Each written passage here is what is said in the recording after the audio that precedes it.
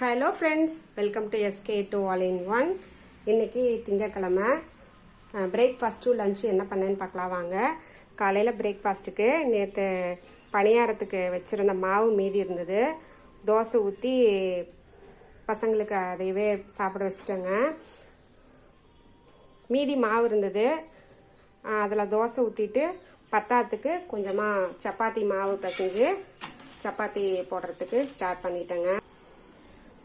தோசைக்கும் சப்பாத்திக்கும் தொட்டுக்கிறதுக்கு உருளைக்கிழங்கு குழம்பு வச்சுட்டேங்க.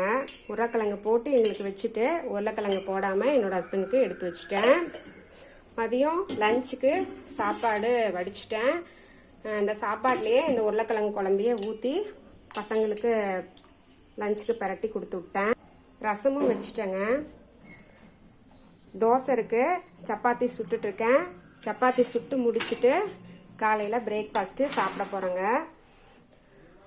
எல்லா வேலையும் முடிச்சிட்டேங்க ஆல்மோஸ்ட்.